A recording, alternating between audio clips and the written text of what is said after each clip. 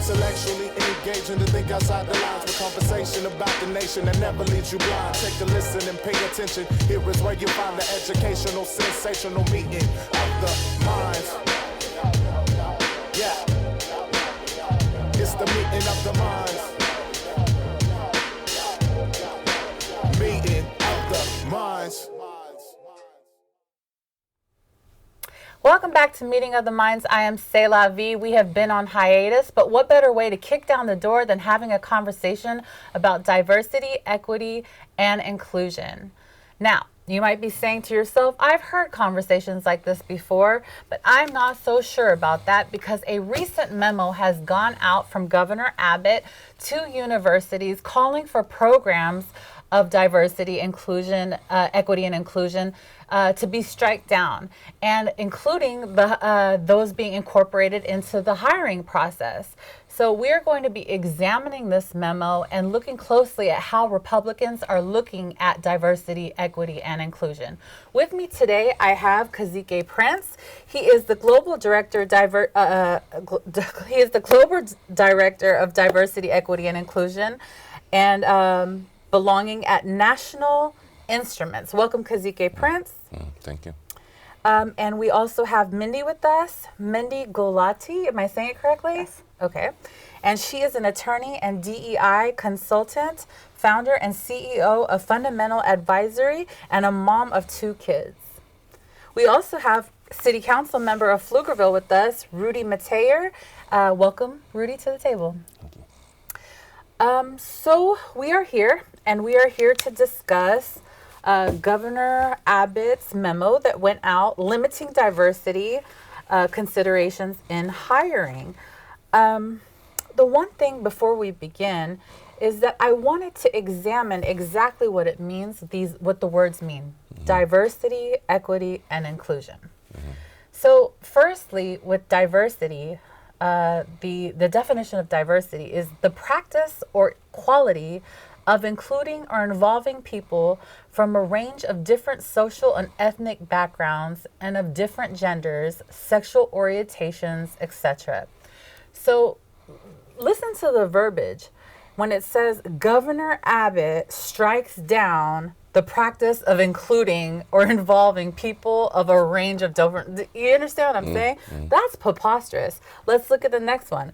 Governor Abbott strikes down, well, what does the word equity mean? Equity, the quality of being fair and impartial.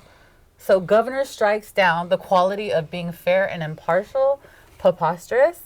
Next definition, inclusion.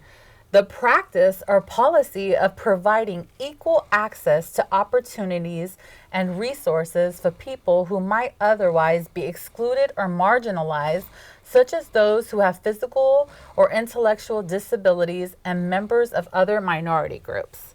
So this is what Governor Abbott is striking down. How interesting. Yeah. Why would you do that, Kazike Prince? Well, if you ask Republicans and probably Governor Abbott, he won't say if you were to read those definitions, you're likely not going to get him to say no to those kinds of things. What he's saying no to is a political movement. A lot of people in his constituency think that this conversation around race, around sexism, around what's going on in a lot of different areas, from an education perspective, they think it's harming people, particularly young kids. They're worried about their kids being indoctrinated.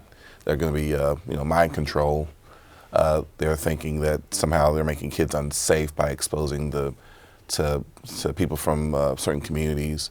I think the other thing that they're concerned about is they feel like that if you're white, your opportunities will somehow be limited by this, that you'll be shut out from the process, that you can't get a job as a result. And so that's their fear.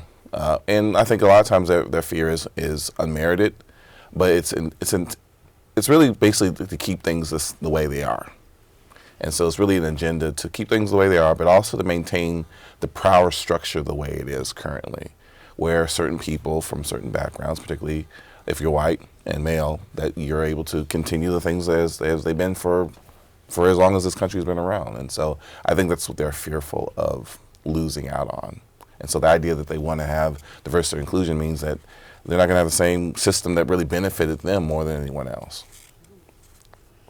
Yeah, and I think, one thing that I think is interesting is that, in this memo and in, subsequent comments is Abbott and his administration are saying things like, we don't want, someone's race to be considered in hiring, right? Because they feel like it's going to benefit Black folks, or it's going to benefit Latinx folks or Asian folks.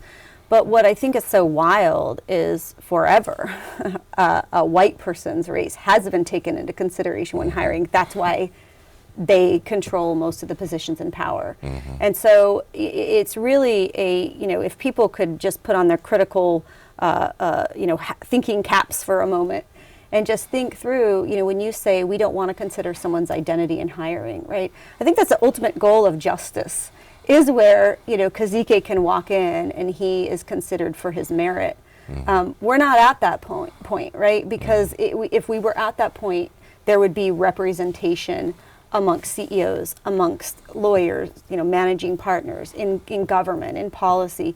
We would have representation, right? Texas has the most Black folks of any state in the country, and there's not representation. So clearly, this is not the system that Abbott's asking for, of like, oh, we're just going to hire people on their merit. There's a couple things going on there. Number one, that's not been happening, because then we would have proportional representation, right? Women are 50% of law school graduates. They are not even close to 50% of in leadership of law firms, for example, right, or any other industry. And so what I think, there's a lot of trickery going on in the way that this is being rolled out.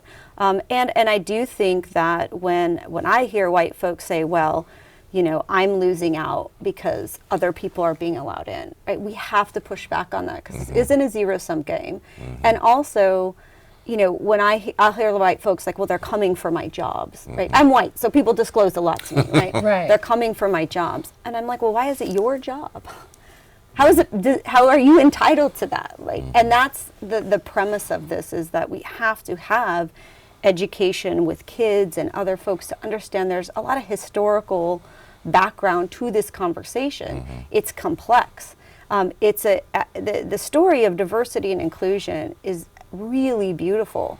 And you talked about us coming here with love, and the work that I do is really rooted in love and compassion. And so when I see folks like Governor Abbott coming out the way he does, it's not rooted in any love or compassion, right? It's rooted in hatred and bigotry and entitlement, and feeling like there's only one piece of the pie.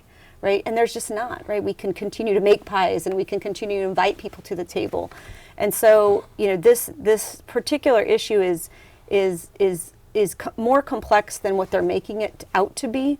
And if we really want to get into who's been looking at someone's identity in hiring, it has been white folks' identity is always considered in hiring. And if it wasn't, if we were truly just considering people's merits, we would be farther along in proportional representation to the communities that exist in Texas. Yeah, and I think it's important for us to be clear, just the legal framework of this. You cannot equate DEI efforts to discriminatory hiring practices. There's a reason why we have an EEOC. There's a reason why we say explicitly you can't discriminate against someone because of their race, culture, creed, or ethnicity, gender, etc. We have those protected classes. And I think that having any narrative that says that DEI is equivalent to discriminatory hiring practice is just wrong. It's a wrong premise. It's a lie. It's dishonest. I mean that's not what's happening. Incredibly dishonest, right? And instead, what we need to make sure that when we talk about these things, these are not anti-white practices. They are not.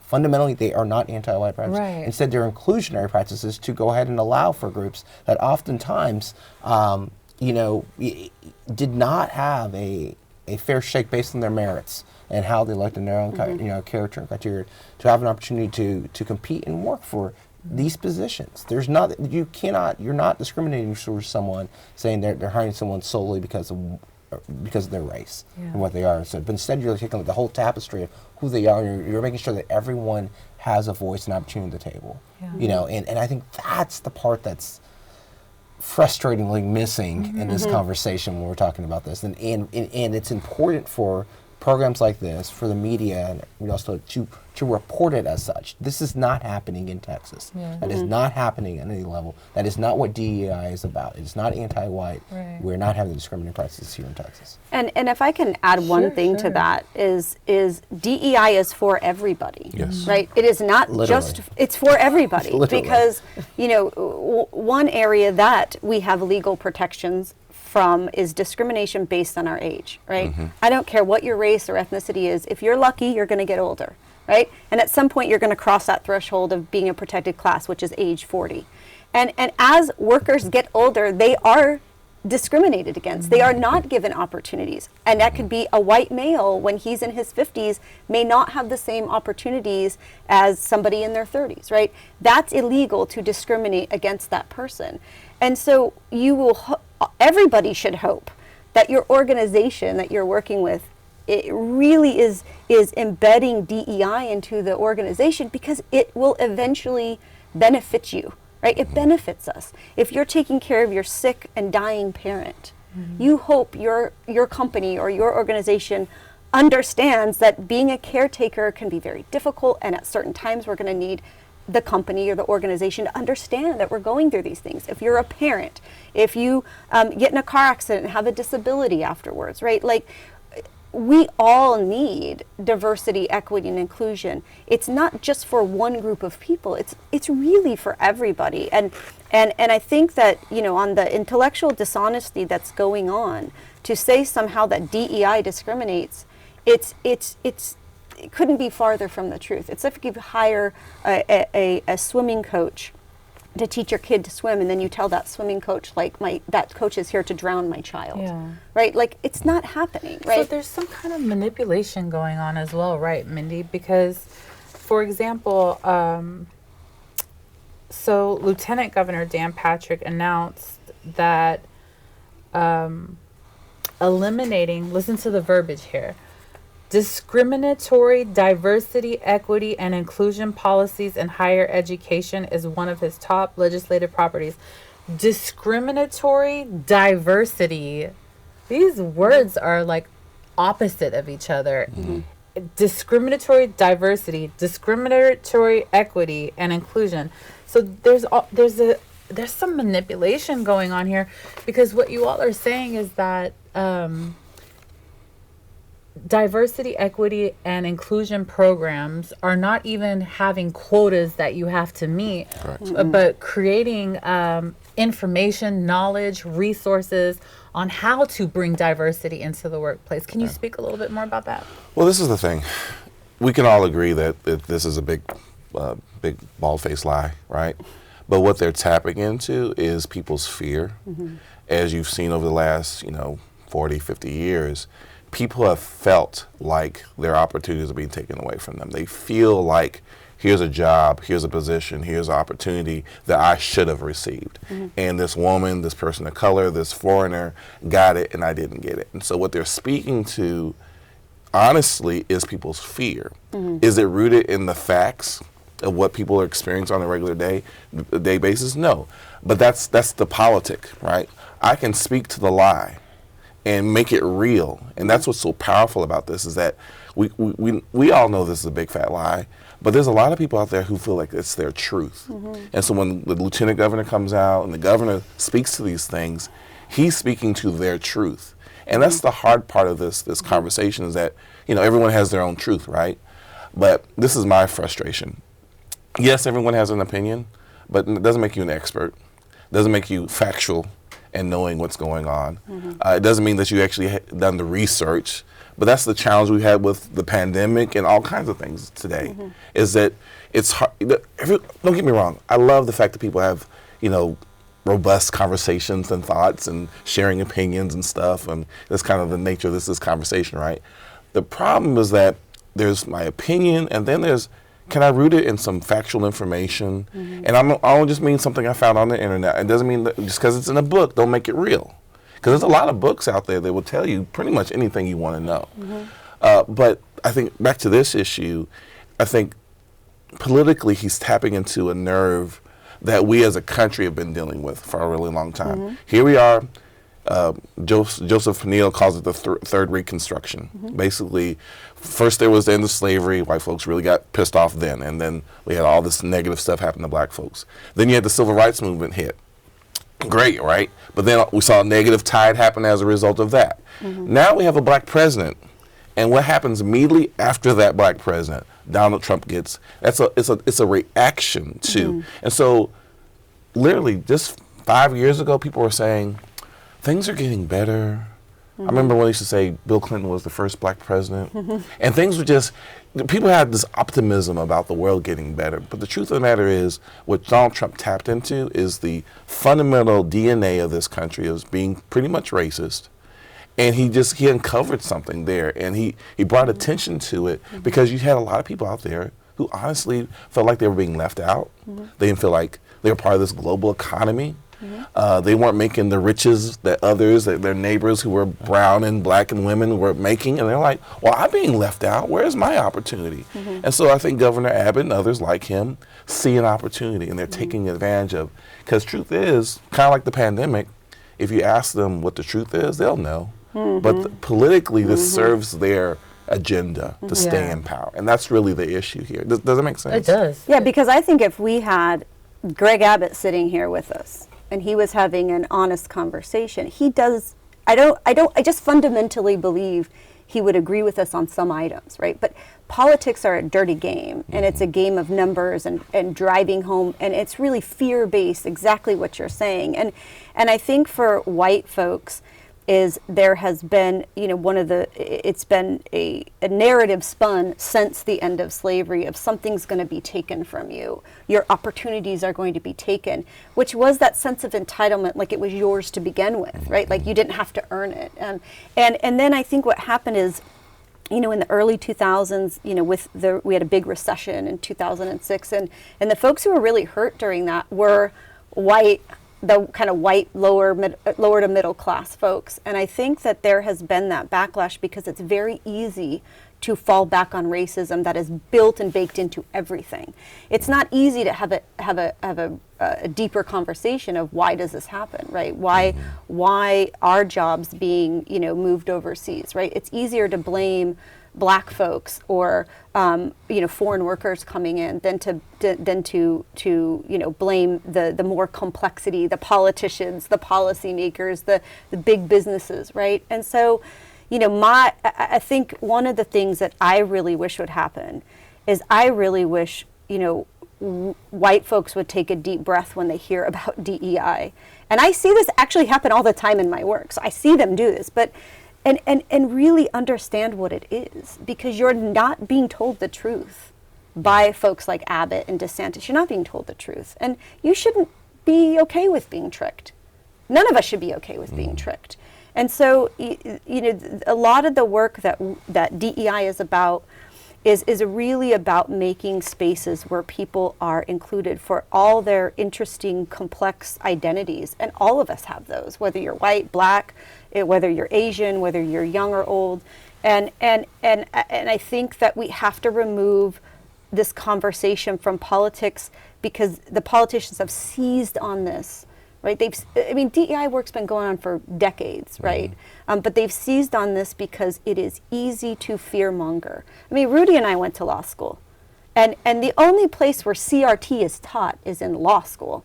I didn't even take CRT in law school. Like, it wasn't even offered. It's not something that my second or third grader are learning, right? So there's such dishonesty in this that's actually going on. It's just fundamentally not. Right. Most lawyers that I know never took a critical race theory class in law school. So even lawyers who go to law school don't even get that education for the most part. And definitely not, a first or a second grader. Right. And I think part of that also goes to another part of the discussion. Kinzeke talked about it, Mindy just touched on it again.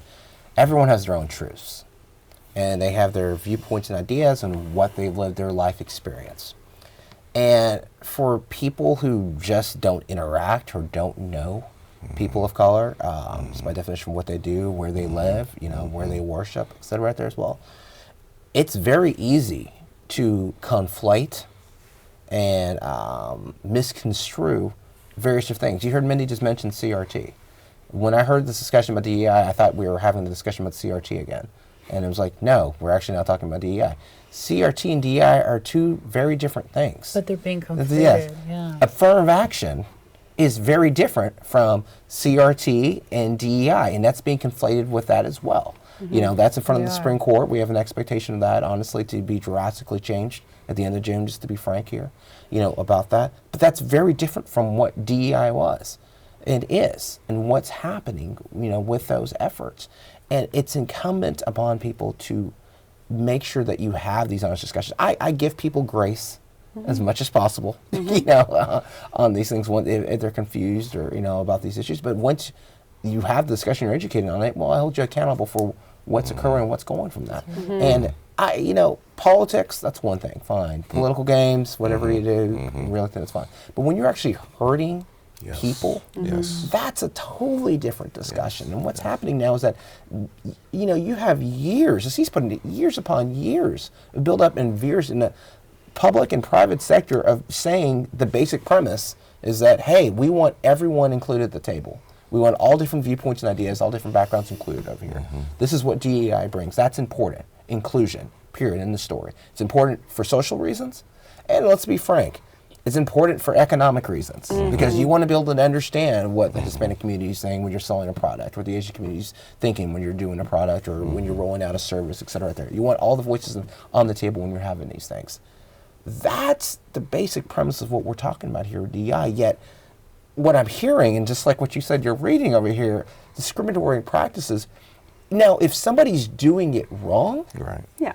completely different conversation. Yes. And absolutely, those people should be held accountable for what they're doing. But from what I've seen, you know, looking at the, you know, state policies, procedures, you know, different agencies or anything else out there, and what we know what the law is, which is that you cannot discriminate to anyone whatsoever based on, or you just, that's just completely illegal.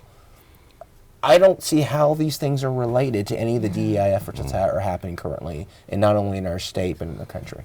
It's so interesting, Rudy, that you used, you know, political games, because Representative Ron Reynolds of D. Missouri City, chair of the Texas Legislative Black Caucus, said something very similar. He said, "We will not be complicit in his attempt to use minorities as pawns for his political game." How is he trying to use minorities as pawns? Well, so, and Representative Reynolds, I think what he's referring to is the fact is that, again, a divide and conquer conversation. And, I mean, we all cannot, and I'd love to have at a press conference to hear exactly where this came from the governor, you know, because it just did, you know, it seemed out of left field, but I'm not going to, I'll leave it as it is, you know, with that. And it's, you know, if something happened, if someone, staff, something was involved and saw someone saying, hey, listen, I didn't get hired here because it specifically said, you know, we wanted a black person here, we wanted a Hispanic person here, you know, they have a better, you know, we need that spot there. Well, that's illegal, discriminatory. We can handle it that way. Yeah. If you're having a conversation about, hey, are you familiar with inclusive skill sets that make sure that all voices are involved right there? I mean, being part, you know, and you're having the discussion, it's just like any other skill set that you would have. Hey, listen, okay, you know, ask people when I'm hiring for positions, are you familiar with Word? Do you know how to use Excel? Because I'm not good at spreadsheets. I need someone to go in and do that as well. Right. You know, it's a tool in someone's tool set from there as well. And I think that's the key aspect here, because when you don't narrow it or you don't convey it in that fashion, it becomes a buckshot that just spreads everywhere. That's And that's what it seems like what's happening right now. Anyone else want to speak on that? Well, I mean, what Rudy says, that's always been the kind of the agenda, right? It's to pit people against one another to make it seem like something's being taken from you, that you're losing out somehow. And the reason why I think that resonates so well with certain groups of people, because they are having experiences where they opportunities are just not available to them for reasons. And they're looking for they're trying to find A scapegoat? no, they're not. If you ask them, they're not looking for a scapegoat. They're looking for a reson, a reasonable explanation for why things are not going well for me. So when I was not me personally, but if I was, let's say, my family was part of this manufacturing job, and then those jobs left, or before they left, they noticed that the positions started changing. There was more, let's say, Latinos or blacks going in those positions, and the pay increases were not going as high. And they got rid of unions, but I really didn't care about that because I had a job. But then they closed the plant down, send it to Mexico, or send it and so they're looking for a reason to explain what happened here. And so for them, oftentimes we go to that default, and our default for some people is racist kind of thinking. It's like, well, those Mexicans, or those foreigners, or those women. And so we're looking, and I guess what we're inviting people to understand is, one, that it's probably far more complicated than it seems, number one. Number two, the easy win that you're looking for to explain the situation probably is not as easy as you think it is. And chances are, you should be part of that team of folks who are outraged about what just happened. That the reason why that plant moved to another country is because your interests as a working class person were not put as a high priority. And it was that common interest that you have as a working class person is no different than one for a woman, a person of color, someone who's from another country. But what the system is set up to do is to divide you and say, well, I'm not like those folks. I'm not like those women, because they should be at home anyhow taking care of kids. It shouldn't be like these foreigners, because those foreigners shouldn't even be in our countries. It shouldn't be like those black folks, because you know what? Blacks don't really work as hard as we do. They don't deserve it. This country was made for me. And so that kind of thinking divides us, and it becomes like a pawn as a way of kind of justifying the divisions we have. But from our perspective, I'm like, no, we're all under the same boot of oppression. And you know what? I'm really sad that this happened to you too, because it's happening to my people too. But there isn't that opportunity because there isn't the connection.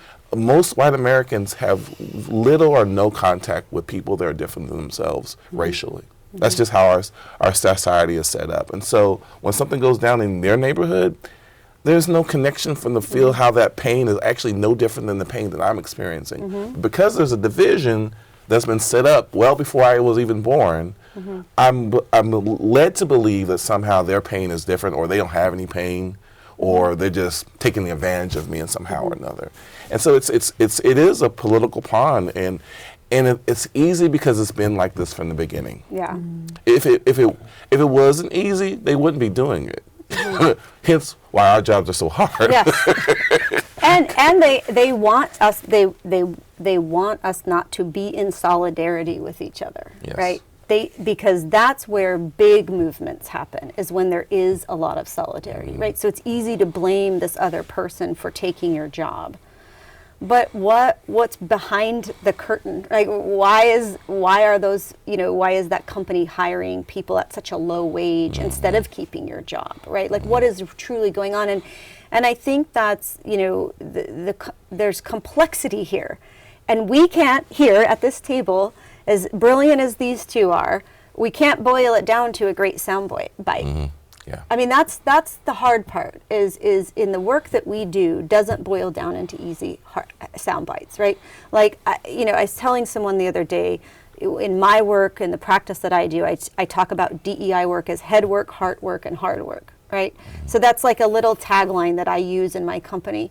But underneath that it's so complex, right? And it's conversation based. And what we have to get to is we have to move these into conversation, away from sound bites and away from that political side, and sit down with folks. And we have been kept apart, intentionally kept apart in our communities, because solidarity is a really dangerous thing to those in power.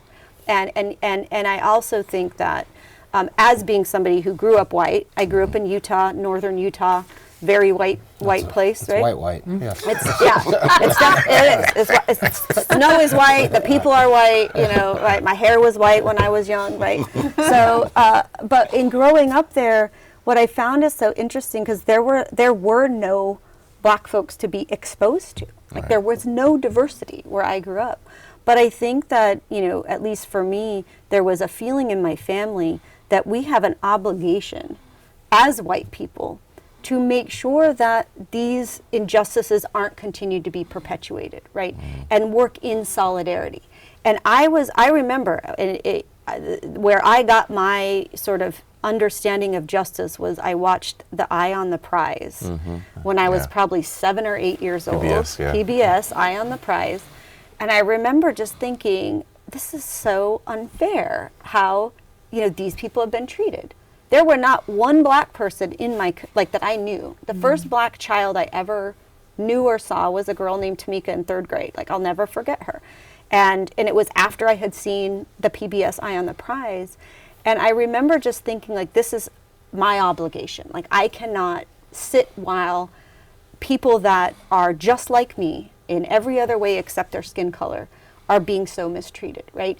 And that solidarity has driven me. Now, if we had more collective solidarity, that would be really, it would be powerful. And so those in power don't want that to happen because they don't want, the folks who are laid off from manufacturing to align with, immigrant laborers to see how their struggle is truly the same, right?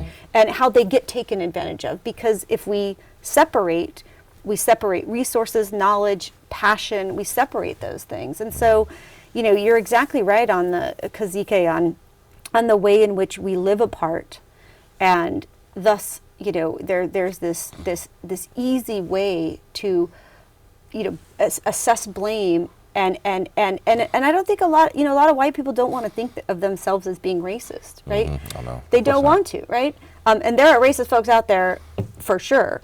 But I also think that white folks have to say, even if you don't feel like you are racist, you have racist thoughts that have been given to you your whole life. And there's not a white person in the United States that doesn't know what I'm talking about. And that plays into another conversation, right? Bigotry. We all have our biases, literally, all of us, all of our biases, we literally all have them from there. When we don't have a conversation about them, when we don't go ahead and speak about them, they tend to fester in the dark and keep perpetuating different issues and concerns that happen, that we have from there. Most people are good, and they want to see good being done. They don't know that they have much more in common than they realize. Are there racists out there? Absolutely, yeah. I mean, let's make no mistake, there are some racists, but there's such a small percentage of people. Most people just don't know what they don't know. I recall a story being a sophomore at the University of Texas, and I had a coworker at the freshman admissions office, and we get done. She was from Tyler, Texas, and it's the late 90s, so you'll understand why she made the reference when she did, which makes me feel really old, by the way. And she said, hey, Rudy, can I ask you a question? I was like, yeah, sure. And she said, well, I heard that black people use grease on their hair. So is it like grease from like motor oil? What is the grease like? What exactly, what is the grease? And I started laughing, and you should have seen her face go completely ghost white. She was like, oh, wait, there's something wrong or anything else there? I was like, no. I'm laughing because of 2 reasons. One, I'm glad that you feel comfortable enough to ask me that question. And, that speaks volumes about our relationship and willing to do that. And 2, how I've never even thought of that myself. Right. Like when we talk about hair grease, I know what hair grease is. Exactly. I never thought anybody would have any sort of different connotation of what hair grease was. And what she told me is that she'd never met any black people. The only black people she knew on TV were Will Smith and other folks over there as well. And that's the closest she's gotten to knowing black people. And so even innocent conversations like that, but that opens up a door, right? Yes. For further conversations about more complicated issues. And just like you said, when people started to realize, hey, wait a minute, if we do work together, low-income folks, people call all these people, they're middle class, which is, honestly, is burdens so much of what our society does, right there, captures all that. We can get things done, and we can hold people accountable for those things as well. And so, that's the frustrating part about conversations like this. Like, we should not be here having a program on this and having to say, I honestly, I thought we were done with that. Seriously. You know, Yeah. because I mean, Yes. I cannot Yes. tell you how many white Republican allies have been supporters of this DEI efforts right, over the last several years, right, and I'm like, right. wait, are we really having this conversation again? And I think that's right. I think it's kind of startling, even though it shouldn't be. But it's like we work in this space, right? And we exist in these conversations. There are a lot of white male Republicans who support DEI efforts because they know what it is, and it's not this scary thing. And Boogeyman. yeah, and they're not. They get it because they want their organizations to thrive. They Right. want their employees Absolutely. to stay. They don't want to Exactly. pay to hire new people, so they want to Exactly. retain top talent, right? They also want to make sure that they can be nimble to the market forces out there. They want to be culturally, they want to be culturally intelligent. Like that's, I mean, it's just mind-boggling. And people will come up to me for conversations like this and be like, what's going on? And honestly, sometimes I don't even know what to say because I'm like, well, every day of my life I practice DEI, both in companies, in law firms, in communities, and there's really nothing scary about it, right? If you're planning a child's birthday party, you think like, who's coming? What needs are there? Can everybody swim? Are there peanut allergies? Like, you just think about this. That's like DEI. I mean, yeah, That's Right. DEI. Yeah, That's DEI. Have you planned a third grader's birthday party? Right. And you're like, can everybody swim? We're in love Texas, that. so my daughter's Right. birthday's in September. It's always hot, so we always do a pool party. But it's like, can everyone swim? Like, Right. what food do we get that everybody likes? Right. Are there allergies? What are nap times? Right? You just consider people. That's DEI, is planning a child's birthday party. So let's go over I love that. I and then love you that. tag right after. So I just want to reiterate one more time that what DEI is not is quotas, like saying this is how many black people you have to hire, how many Mexican people you hire. It is not that. I want to read a paragraph from the Texas Tribune in an article by Kate McGee. She puts it really great. She says, diversity, equity, and inclusion policies are developed to provide guidance in workplaces, government offices, and college campuses on how to increase representation and foster an environment that emphasizes fair treatment to groups that have historically faced discrimination. DEI policies can include providing resources for underrepresented groups like people with disabilities, LGBTQ people, and veterans. So, that is not quotas. And It's not quotas, and this is the other part. What I saw Roseanne Barr, Roxanne, was it Roseanne? Yeah, Roseanne Roseanne Barr. Barr. She apparently is back, y'all. I know you were waiting for her Really? to come back. And she was on. I was unaware. She's back, y'all. And her whole shtick, or whatever you want to call it, was this. And the reason I'm mentioning this is because I think this is the fundamental issue. How inconvenient it was to be asked about or to know what your pronouns are, right? To be asked to do the things that we're talking about. I mean, I remember the first time I had my kids, they were like, yeah, you can't bring that because, we got kids with peanut allergies. And I remember my reaction was like, man, I can't bring nothing to school. And that's what they're tapping into politically, is that the inconvenience. It's not like how it was back in the day. Because back in the day, we used to just do X, Y, Z, right? And so this is nostalgia of how things used to be when we're being honest, there was a lot of people with peanut allergies who were getting sick and dying. Yes. Yeah. There's kids who had gluten problems that we Right. weren't even aware of. They were having all kinds of digestive issues. Right. There was kids of color who didn't feel welcomed and were feeling isolated and barely got through school, maybe even dropped out because school wasn't the place they felt at home. There's all these things.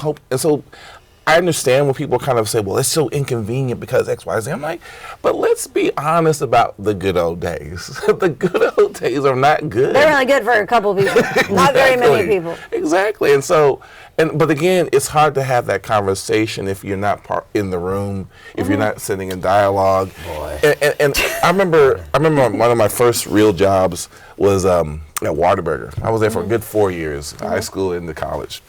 And I remember this girl. She looked cute, and so I was trying to holler at her, and she's like, KP, I don't see you as a black person. I was like, hold up. I'm gonna let you finish your sentence, but okay. But she thought she was giving me a compliment because apparently I wasn't like other black people that she was familiar with, and she liked me still. Yeah. I'm like, and somehow I'm supposed to feel good about this. And I'll be honest, you know, the part of me that is unhinged and doesn't want to apologize for anything wants to go haymakers on everybody. You know, I'm going to just go postal on the entire place, right? But thankfully I didn't. Otherwise I would not be here today. But in my calmest, centered place at that time was like, well, you know, being black is really important to me. And it kind of hurts me that you wouldn't see that. It's almost like you wouldn't see that I'm 6'2". Or you didn't see. And when people say that, it's like, you know, I don't see that you're black, or they'll say, you know, I don't even notice that you're a woman, and it's like, well, then you don't notice me. Right. You don't see who I am Right. and you do see this because you're pointing it out. Yes. So you do see it, right? And here's the key for what y'all are saying. These people all mean well Yes. in what they're saying. Exactly. Yes. They Yes. mean well. They truly believe these are compliments. Did you see I the don't pain see on my race. face? Yeah. They truly think, hey, no, I'm doing a compliment. But what I remind people is like, listen, it's okay to realize I'm black.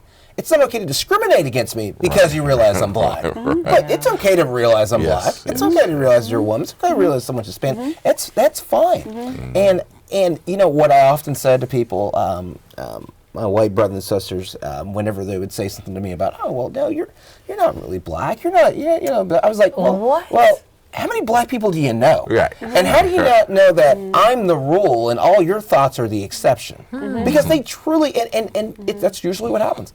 They just don't know black people. They just don't know Hispanic people. They just don't know Asian people. They go on, you know, all these different silos and ideas and stereotypes that they have out there. Yeah. And it's because of the self-segregation that oftentimes reflect in society because of the systems that are in place to divide and conquer. Right. It's not because of, you know, and that's the part that's on us as people of color to truly, just like you said, Kate, instead of going Tupac on people, as KP was saying, to take that with grace and have a conversation about that. Because then you think to yourself, how often is anyone in their life going to have an opportunity to have that conversation with them to make them understand that, yes, which you said is offensive, but I understand where you're coming from here, and let me explain to you why. And actually, that's, you know, to go to sort of where I think Abbott and folks are heading is to try to get rid of this ability to have conversations.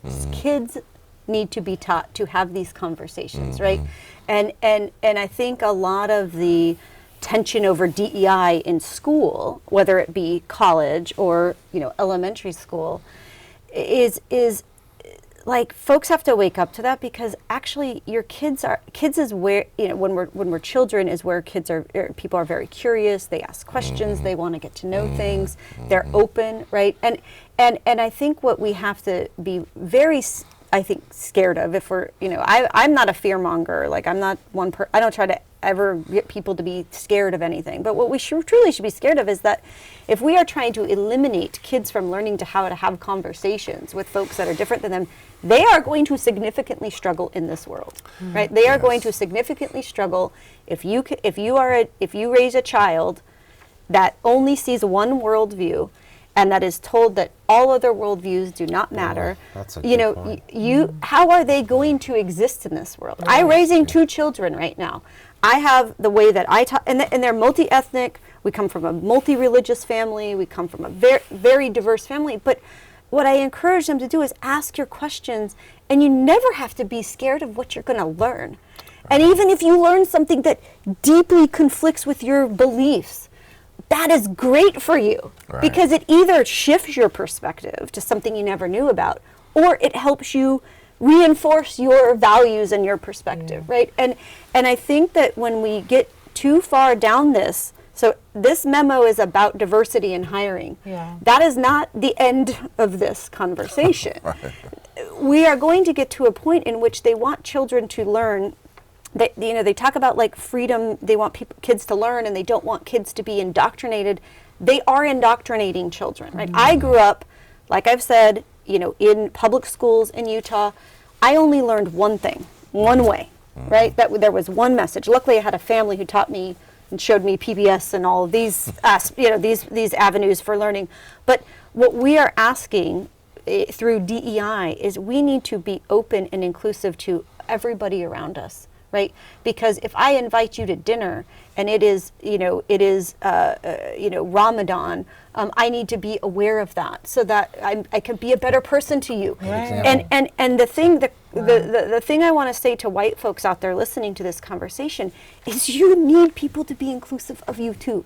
Yes. You want them to be inclusive of you Absolutely. too, for your age, for your gender, for your family conditions, for your veteran status. Veterans have a very difficult time transitioning back to the Yes, workforce. it's very difficult. Very difficult. The stats are terrible for veterans reintegrating into getting corporate jobs. And companies do oftentimes not want veterans because they have biases against them, right? And so we have to be mindful that diversity, equity, and inclusion is about all of us, and really it impacts all of us in some way.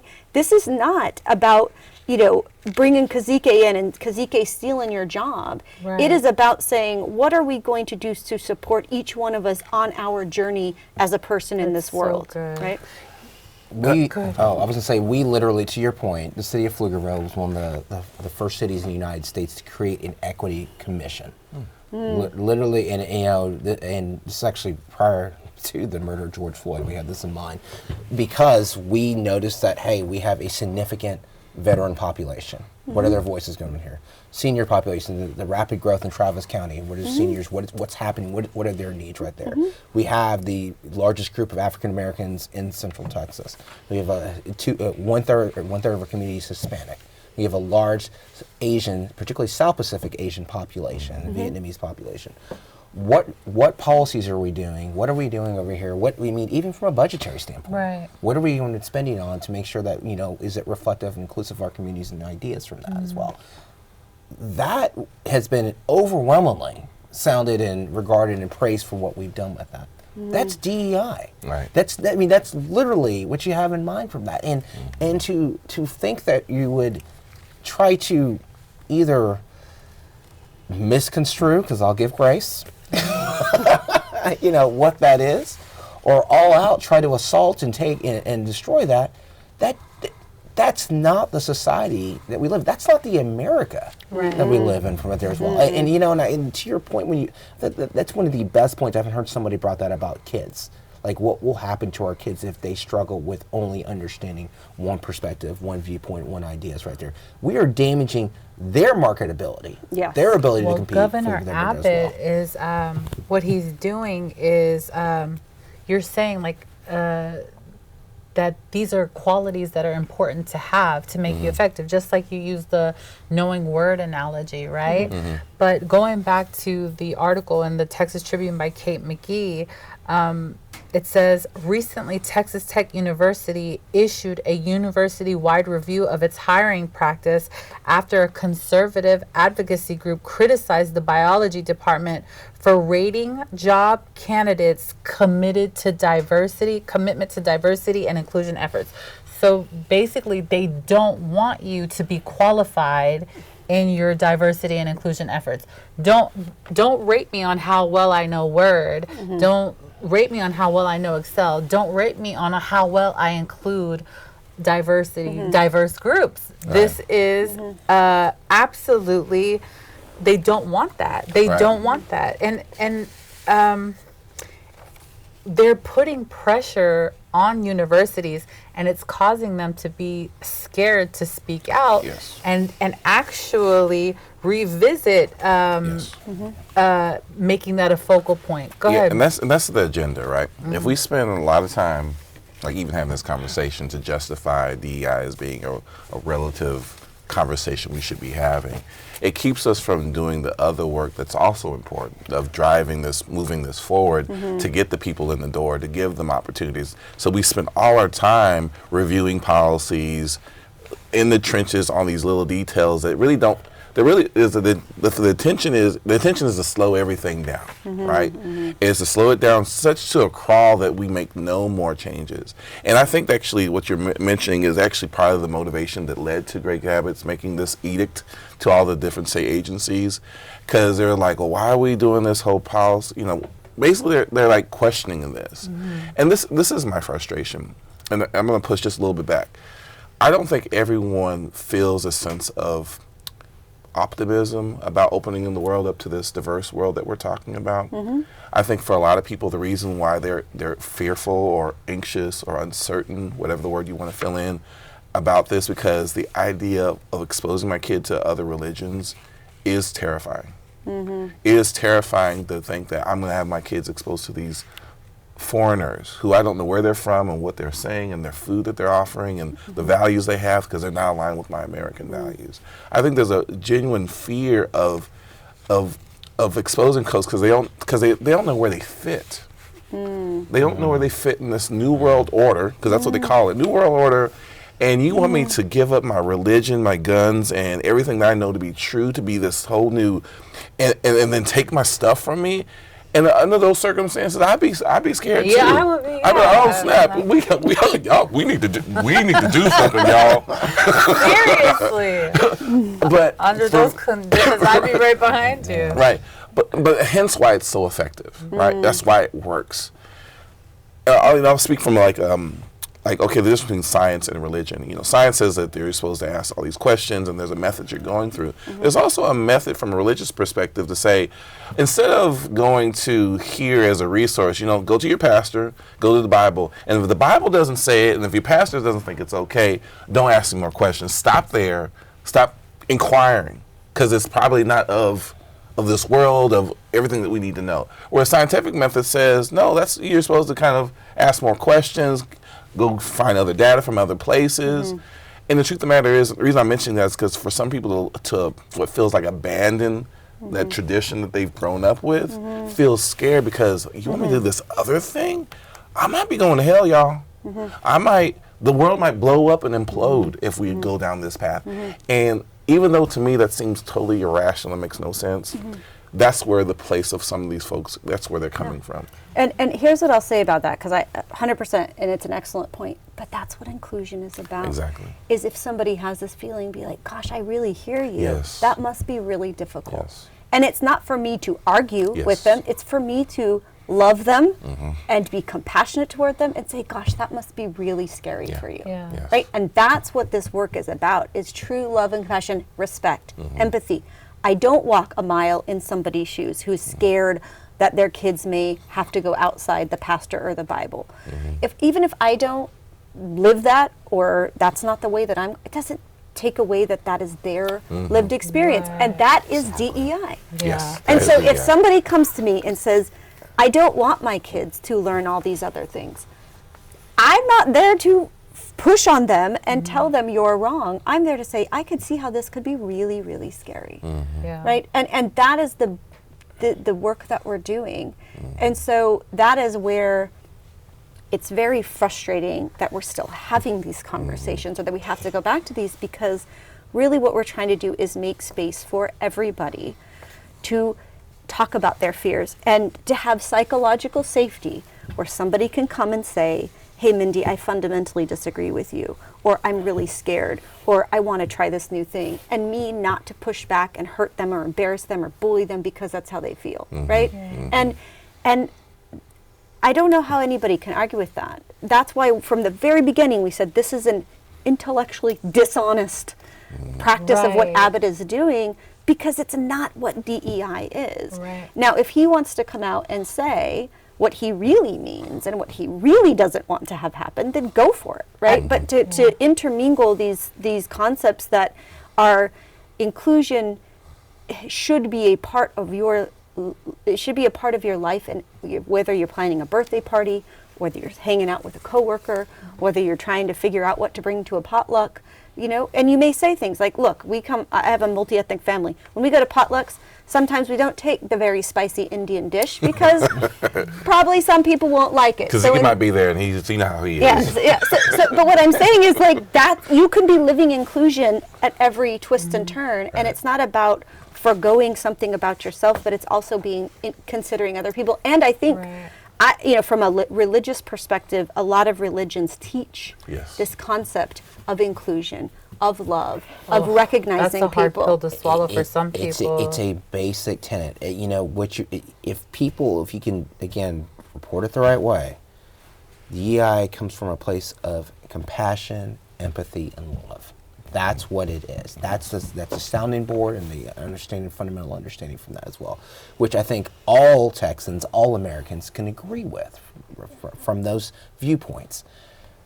Getting that across to people who have apprehensive concerns or conflate with something else, that's the hard part, right? Because Right. we're in the room when we all understand this. How do we get to people, how do we get someone who is completely antithetical to the viewpoints and ideas that we're talking about right here because they just don't know? How do we get them to watch this? How do we get them, in front of us? How do we have that conversation with them to better understand that? And that, it's one of the hard parts, particularly being a person of color in this country, right? Because you feel like at times like you're always having to educate people. But in all sincerity, I'm not going to lie to you, I love being black. And, and I think that, the trials and tribulations that our people have gone through have really created the character and helped create who I am today. Yeah. And and I understand that's part of it. That's part of it. Okay, listen, if I'm going to do this, I have to go and reach out. I need to see what happens from there as well. There will be racists, there will be against, but that's not the majority of people. But if you explain to them what this is, just like and I love how you keep referring to the article because I love how you're saying, okay, these are the facts, these are the words that are coming right here. Right. What is this meaning, and how is this reported from that? Because oftentimes people are just going to read something and they're going to take a headline and they're going to take it and run. Yeah. We're running a little bit low on time, so there's a couple of things I don't want to leave unturned.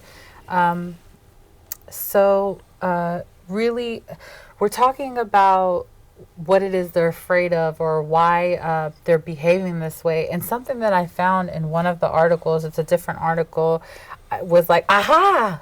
Like, I think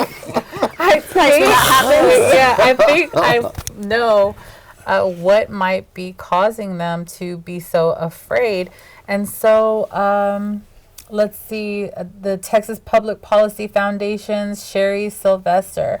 So here we are, and so the quote is, DEI is about dictating how people think. The job candidate evaluations at Texas Tech revealed that applicants were downgraded for using the wrong pronoun or saying they respected and treated all students the same, which is not allowed. So once again, this is their propaganda. Now, I think that's what it really is. I think that they're afraid that they're going to have to use pronouns. So here's the pushback: is like, did they use their own pronoun wrong? I just think they don't want to be forced to have to. They're afraid. But you have to use pronouns as part of like English language. I think that they're afraid that all this diversity stuff. Yes. All It's coming from this some, diversity radamajazz. yeah. Well, there's a real It's going fear. to lead to having people that they don't like on the workforce. Yes, there's a real fear, and I'll use another situation as a good example. I think most of us are old enough to remember when seatbelts became legally required. Right. In other states other than Texas, wearing a helmet on a motorcycle is legally required. You still have people decades later who feel like it's an infringement on their liberties, on their individual rights to be forced to wear a seatbelt. And that somehow, because you're expected to do that, that it's un-American. When in truth, the truth also is that we pay taxes because that highway out there would not be built if it was just based off of my income or any one of our incomes. That those parks, those public parks that we have, would not exist if it wasn't for us coming together saying we need to have common spaces to enjoy ourselves. And so this idea that anything that's not individually oriented is un-American or not patriotic is again, another one of those lies that are being put out there, because the truth is, the reason why we have to wear a seatbelt is because of the burden it put on society. Every time someone got sick or hurt from an automobile accident, or why you wear a helmet for the same reason. And so it was for the greater good. And so it's like it's this overemphasis on individual rights and de-emphasizing the common kind of good for why we also do some of the things that we do. There's a lot of things we do for common good that get ignored But again, what's emphasized is the individual rights. You're going to make me do something. You're making me do this because I'm not letting other people feel a part of what's going on in this job situation. And by me doing that, it makes their experience diminished. And so by me taking a little bit of effort and saying I need to be aware of my biases, be aware of some pronouns that other folks may be very important to them, actually allows them to be at the table versus, oh, woe is me. I have to use pronouns. So, I mean, I think that's one of the biggest So challenges. maybe I wanted to ask you a question. Talking about legal, and please, Rudy, chime in. Both of y'all are going to law school. One thing that's rubbing me the wrong way, to say the least, is that Governor Abbott is declaring diversity, equity, and inclusion policies as illegal. Are they in fact illegal? So, I mean, you want They're me to answer obviously some of not, it? right? The DEI practices are not illegal. So then how dare he claim that they are? Discriminating against people, the protected classes, Right. Based on their race, age, gender, creed. Right. That's illegal. Right, That's illegal. right. I love how you did this. We talked about at the beginning of the conversation. Now we're into the conversation. Yes, with that's this one. right. Yeah. We cannot conflate the two. Right.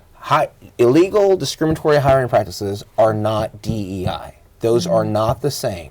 And by definition, they can't be the same.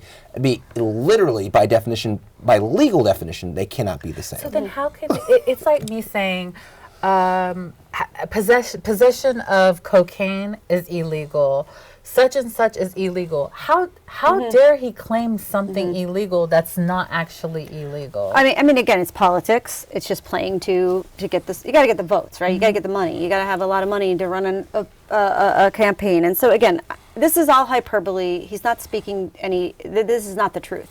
Here's what I will say, though. Being somebody who does DEI consulting, on occasion, there are folks who, before they're about to hire me, there's some resistors in the organization. Maybe it's, one of the executives, or maybe it's, a managing partner of a firm. And then I tell them, look, I want that person to just come talk to me. Right? They could ask me anything they want in the world. I'm an open book. I'll tell you my whole story. I'll tell you my kids' stories. I'll tell you my friends' stories. I'll tell you all the things. So let them talk to me. And they will come to me sometimes, and they will say, is what you're going to do going to cause us to get sued? Because it's illegal, because you're going to be discriminated against, usually white folks. So I get this question actually all the time, and through the course of just anywhere from a 15-minute to 20-minute conversation, they're resolved and ready to move forward because they understand, no, it's not illegal, right? Nothing about DEI work is illegal. That's not what the work is about. And the reason DEI work is a thing, it is a industry, it is a practice, it is a career, is because unlawful harassment and discrimination was made illegal in 1964, right? And all of us who are employed are protected under Title VII, right? So we're protected from it. And so programs needed to be started to educate folks so companies would not get sued. If DEI is one thing, it is actually risk mitigation. It is actually helping you avoid discrimination. Right. Yeah. It is the exact opposite, because if you are, and we'll keep it very isolated hiring, and I'd love to get your perspective on this. If you look at what DEI practitioners do related to hiring, it is making sure that your hiring process is not going to discriminate against people. That's right. It is making sure that you're not asking biased questions, that you're not asking questions that are illegal, that you're not asking things that are going to get you into trouble, right? So part of what I specifically do, and I'm sure Kazike does this too, is look at your interview questions, your job descriptions, who's interviewing, to make sure it is as fair and accessible as possible to everyone. Right. It is we are actually coming in, and I'm a lawyer, licensed Texas and California, coming in and saying, we want to make sure that this is a discrimination-free experience. Right. So it is absolutely not illegal. Well, there's two things I want to respond to. How can he do it? Because we have this thing called freedom of speech, where you can say pretty much anything you want to. Sure. And his hands are on the Bible. He's not making a declaration that this is the absolute truth, right? He can do it because we can say anything we want to in this country. That's wonderful, right? Yeah. But it's also unethical because it's not true. It's not consistent with the law. And I think the reason I think I love my work, because there was a time, I think about my mom, how her being asked about You know, do you plan on having any kids? How old are you? Those kinds of questions, which were intended to filter her out of the opportunity. I'm so glad those aren't the questions you're supposed to ask in an interview today. But those are the things that we forget of the good Yes. old days that were a problem that we're trying to fix. Yeah. Could you imagine? I mean, 'cause that's it happens. even 10 years ago. No, and I'll tell you, when I was early on in my career, my boss told me, Mindy, you better not have any children until you do your first homicide trial, or you'll never move up as a lawyer. So that's illegal. Yes. That's happening by a lawyer to a lawyer. That happens every day, 5,000 times a day. So yes, what DEI is doing is trying to avoid that lawyer telling her baby new lawyer, you better not have any children. Yes. Or telling somebody with a disability, you better make sure that we can't see your wheelchair on camera during a Zoom call, right? DEI is about making our spaces, universities, workspaces, communities, it's about making it accessible and open to everyone. It's for the benefit of everybody, and it is the exact opposite of what is being portrayed here. But yeah, freedom of speech, you say whatever you want. Yeah.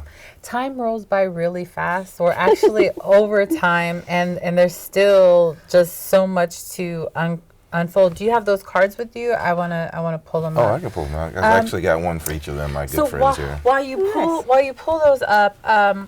one thing that I found in the articles, I found something. Moment was that I was reading and maybe opposition article that doesn't think the way we do, and I noticed that they're having a breakdown between the word equality and equity.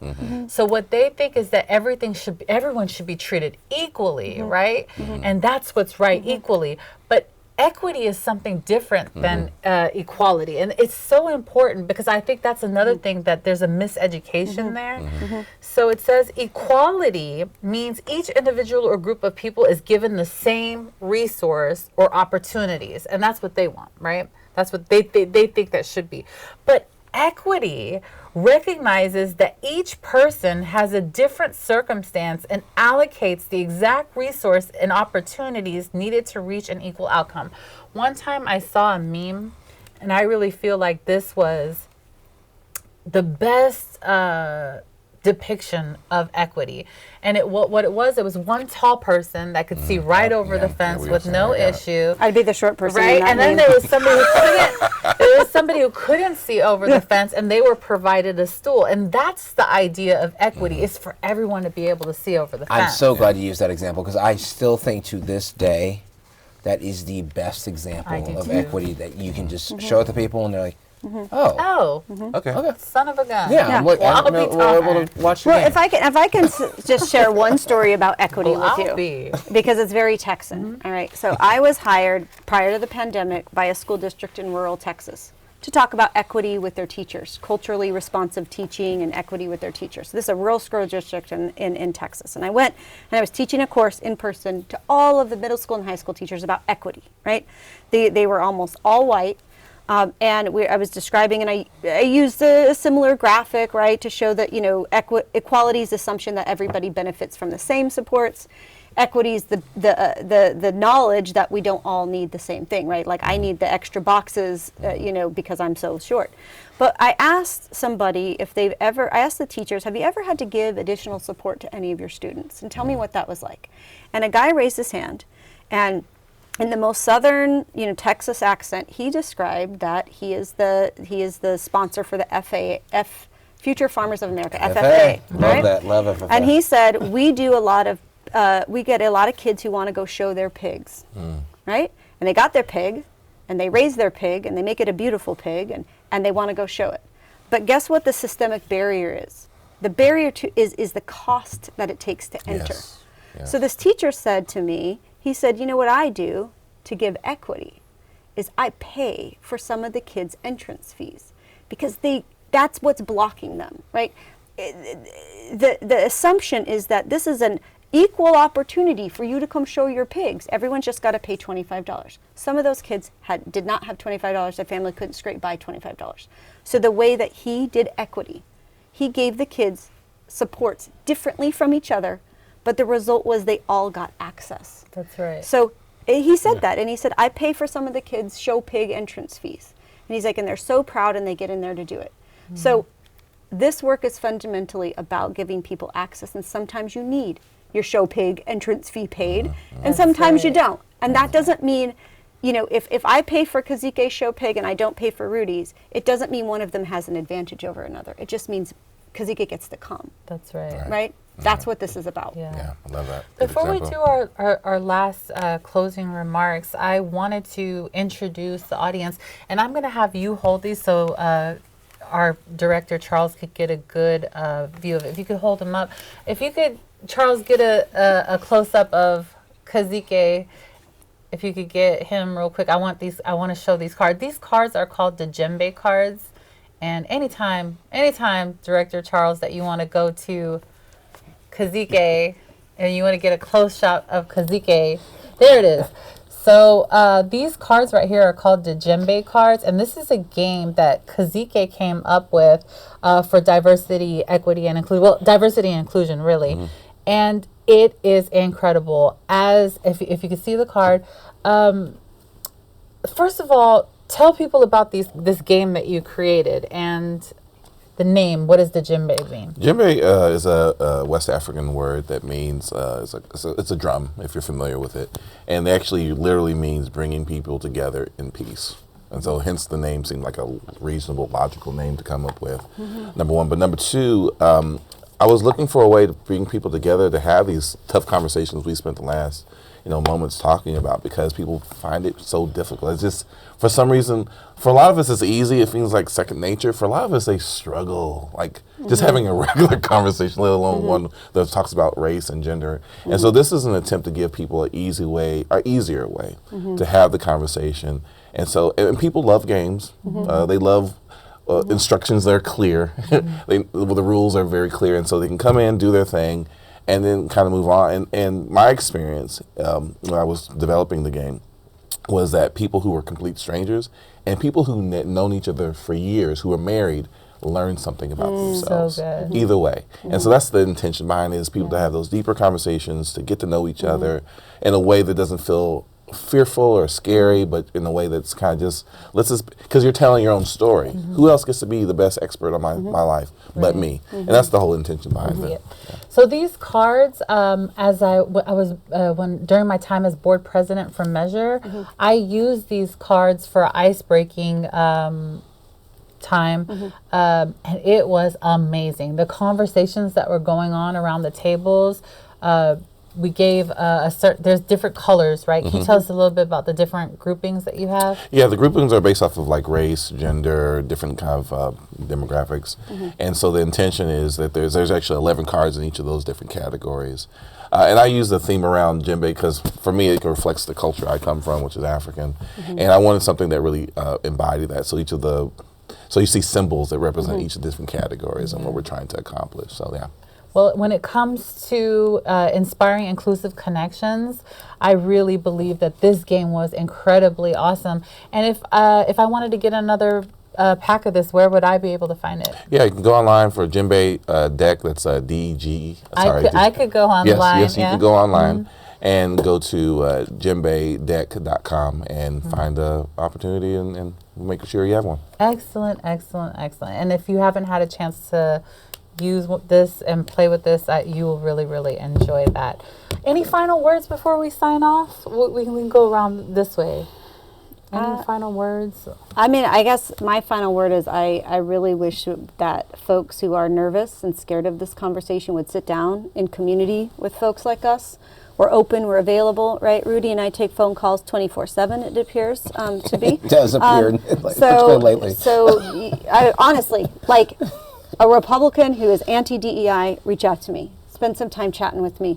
I'll open my door, open my family's door, right? And I would love to sit down in community and talk about these issues, because it's going to take all of us really coming together in an honest conversation to move this forward. And yeah, if you're a Republican that's into DEI, hit her up and she'll hit me up, and then we can have a whole conversation together. Rudy, any final words? I want to reiterate again, fundamentally, categorically, any discriminatory practices are not DEI practices. By definition, they're not. That's They right. they are not the same. That is a discriminatory practice. If you're hiring someone just because they're black or Hispanic or because they're a woman or a man or something like that, that's discriminatory practice. That's not DEI. Right. And we need to make sure that when we're having this conversation, that's the premise. That's the general premise, and that's how we have the discussion moving forward. So then you start talking about what DEI is and what it is. And I think that hearing, I'm going to remember the pig story. I'm going to remember the party planning as well with that as well. The peanut allergies, Lord knows. Yes, you're right about that. We need to have more conversations like these. My parents told me when my mom came to this country in 72, my dad came to this country in 75. And I remember them, I don't know if I feel comfortable, well, all right, I guess we'll have this conversation. I was watching a basketball game. Knicks were playing the Bulls, late 80s. And all of a sudden a commercial came on TV. I'm sitting on the couch in the living room. And I said, that racist is on TV. I can't believe that racist is on TV. I can't believe they're giving him a show again. My parents are in the other room doing bills, and they're like, what are you talking about? I'm like, look, that bigot, that racist is on TV. And he has a show again. What did I see a commercial for? The show in the heat of the night. And I saw Carol O'Connor, Archie Bunker from All in the Family on TV. And my assumption, based on what I'd seen with All in the Family, is that that guy's a racist. My parents took the remote, turned off the TV, sat on both sides of me. And they said to me, do you know what our favorite show was when we first came to this country? I said, no, what is it? I said, All in the Family. And my jaw dropped. I was like, why would you talk about that? They were like, well, because Rudy, it was a sitcom and it was a caricature of racism in this country. And Carol Connor knew, taking that role, that some people would truly think and conflate with him that he was truly a racist. Right. But he thought it was necessary to have the conversation about race in this country. And they said, Bertie, that's the last time this country has had an honest conversation about race. We've got to talk about these things. We've got to talk in a group. Come from a place where, don't easily mistake misunderstanding or hate for something that can easily be explained by misunderstanding. Right. Cast aspersions for that. And I think that this is the type of conversation, just like you said, we have that kind of conversation with people, they will understand where this is coming from. I end up saying, I think one of the biggest challenges of this work is having that conversation with that person who is diametrically opposed to the views that we've shared today. And one of the things I'm reminded of how, even for myself, I remember being challenged on some of the sexist ideas I had growing up, and how scary it is. And that fear, that uncertainty, that lack of knowing is really powerful. And I think as much as I try to attempt to understand why it keeps people where they are, right? Because it's so scary, right? But one of the things I want to testify to is here's also an opportunity. Right. In my fear, in my disbelief, in my whatever, by me opening myself personally open to ideas that were different than my own, thank God my taking on some of those sexist ideas made me a better partner. It made me a better father. It made me a better contributor to the society. And fundamentally, that's what I want. I want to be a better person in those ways. And so I hear people's fear, but that's the thing we can connect on, is the thing that we all want to be better Americans, we want to be better people, we want to be better Christians, whatever it is. And by tackling this DEI work in the ways that we're talking about, I think gives us the path to do that, despite our fears and worries about not doing the opposite, of being worse people. And I think if people hear that, understanding, I think we all know what that fear is like because we've been there, each of us in different ways. We are testifying to the truth that we feel better as people, as citizens, as parents, as whatever, by taking this work on in the ways that we have. And so that's the message I would hope people walk away with. That's powerful. Well, I really enjoyed this conversation. Meeting of the Minds, we've been on hiatus for a little while, but what better conversation to have than diversity and inclusion, especially because it is a pillar of Meeting of the Minds. And so those of you who watch Meeting of the Minds or listen to it on podcasts, you know that we pride ourselves on giving a platform for diverse voices to come and speak, especially voices that are not often heard. So I'm so glad to be back with on the scene, giving beautiful people a platform to inform the community. And we just look forward to our upcoming shows. Please feel free to follow the podcast, like, share if you like, and we will see you again soon. Thank you so much for being with us. Thank you. Thanks. Thank you. Intellectually engaging to think outside the lines with conversation about the nation that never leaves you blind. Take a listen and pay attention. Here is where you find the educational, sensational meeting of the minds. Yeah, it's the meeting of the minds. Meeting of the minds.